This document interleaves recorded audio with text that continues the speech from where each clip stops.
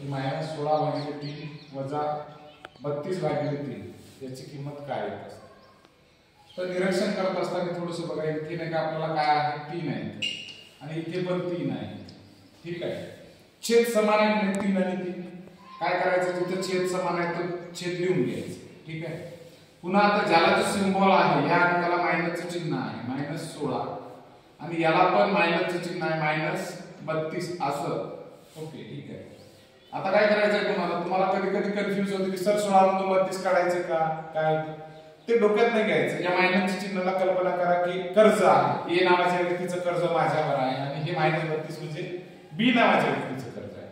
आता कर्ज या व्यक्तीचं आणि या व्यक्तीचं मिळून माझ्याकडे काय करावं लागेल, 2 कर्ज झाले की नाही, दोन्ही कर्ज मिळून घ्यावं लागतील मला, म्हणजे त्याची बेरीज करावं लागेल की नाही. म्हणजे काय झालं, ते दोन्ही कर्जच असतील, कर्ज म्हणजे मायनस चिन्ह संपूया. मग आता बघा 6 आणि 2 किती वेळा लागले, 6 आणि 2 8 आणि 1 आणि 3 4 झाले, म्हणजे 16 आणि 32 हे कर्ज एकत्र केलं 48. मायनसचे चिन्ह का, ते कर्ज होईल.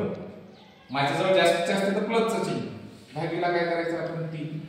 आता बघा याला 3 1 3 इथला 1 राहिला 18 झाले, 3 सख 18 आणि हे मायनसचं चिन्ह म्हणजे -16. तर आपलं उत्तर काय आलेलं आहे -16. ठीक आहे. आता बघा याच्यामध्ये काय होत असतं 2 नंबरच्या याच्यामध्ये पण बारकाईने बघा तुम्ही की काय आहे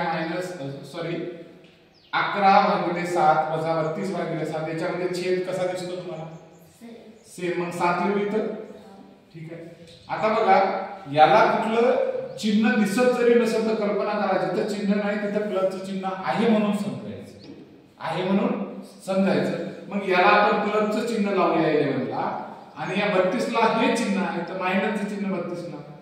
आता पुन्हा आपण नाही काय समजूया की माझ्या खिशामध्ये 11 रुपये आहेत. काय आहे, 11 रुपये आणि माझ्यावर कर्ज कितीचं आहे, 32 रुपयाचं.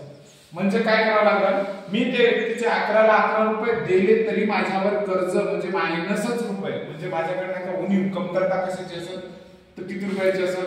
या 2 मधून 1 गेला 1 राहिला आणि या 3 मधून 1 गेला 2 राहिला, म्हणजे याचा अर्थ काय लागला काय 21 भागिले 7.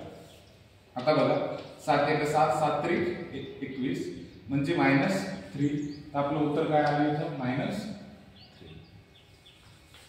पुन्हा बघा येतो -5 भागिले 2 अधिक 17 भागिले 2 याची किंमत काय येते. तर याच्यामध्ये सुद्धा थोडंसं निरीक्षण करायचं, छेद कसे आहे बाळा, समान आहेत की नाही. पुन्हा बघा आपण समान छेद इथं नाही का सारखे लिहिले. आता याच्या समोर चिन्ह कुठलं आहे, मायनसचं चिन्ह आहे, बरोबर आहे. मायनसचं चिन्ह इथं, याच्या समोर चिन्ह कशाचं आहे, प्लसचं. आता थोडंसं लक्ष द्यायचं तर प्लस वालं चिन्ह म्हणजे माझ्या खिशामध्ये एवढी रक्कम आहे 17 रुपये आहे, माझ्याला कोणाचे तरी कर्ज 5 रुपये द्यायचं आहे. 17 मधून 5 गेले किती राहिले, 12.